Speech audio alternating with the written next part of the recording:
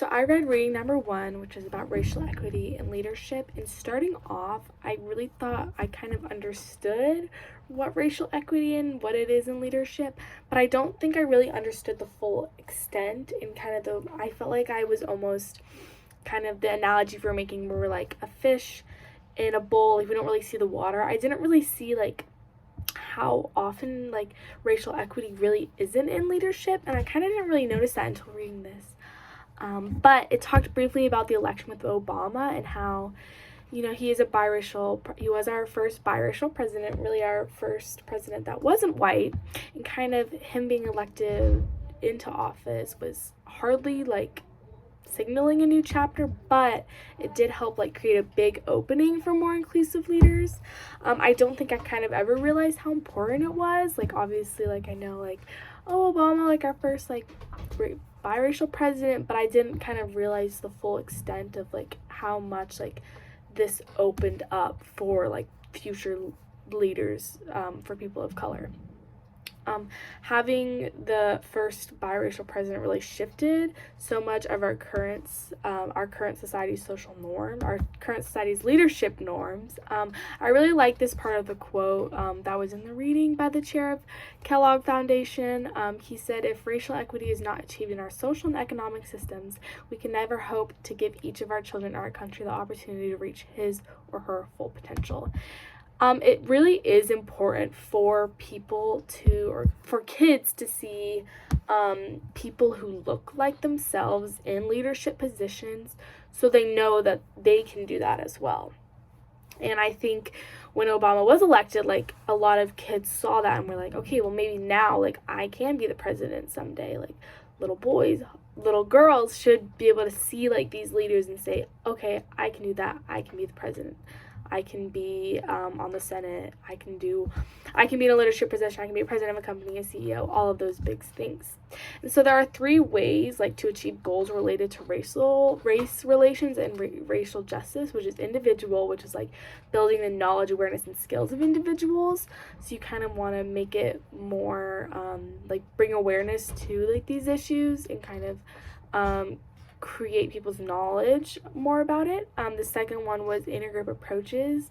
So this is where you bring people like of different racial and ethnic identity groups together to dismantle those stereotypes instead of kind of being separate anymore. It's better to join them all together. And then the last one was institutional approaches, which is where you focus on strengthening the capacity of organizations to communicate about race and organize and mobilize for change. It would be good for like a lot of companies to like honestly have people of color or different ethnicities to like speak out about it, bring more awareness, bring multiple people together, multiple people of different ethnicities and race together to these different organizations to talk about it all. And so like one of the important questions to ask ourselves is what in our current leadership thinking and practice needs to change if we are to tackle deep social inequities. And I kind of thought about this for a long time. I was thinking based on my leadership or like the leadership of our society as a whole, and I think there is still I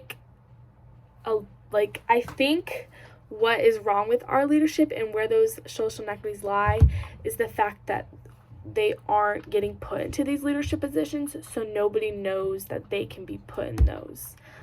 Just like I was saying earlier about these little kids aren't seeing people who look like them in these leadership positions, so they don't believe that they are able to do it.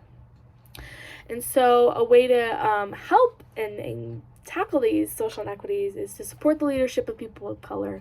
You want their work to continue, so it can't be under-recognized. You gotta recognize them for this because they are stepping out of the societal norms that we have, and they should be recognized for that because then they're leading change even if it is really small. You want to enhance leadership with communities. You want to be able to work effectively with others.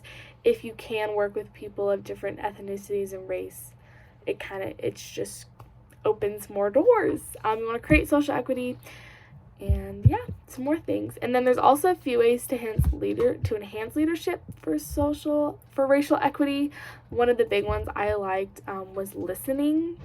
It's better to listen to people and kind of hear how they're struggling I think a lot of people, if they're trying to get into these leadership positions and they are a person of color, they don't feel that people are listening to them, and I don't think they really understand what a struggle it is for them, like stepping out of those societal norms to be into those leadership positions. And after reading this, I felt like I thought a lot about my own thinking and my own views on racial equity and leadership, and how I really don't see people of color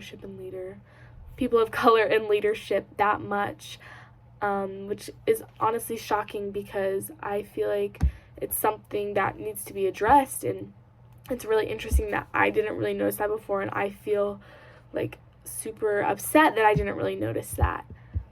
But I really enjoyed this reading.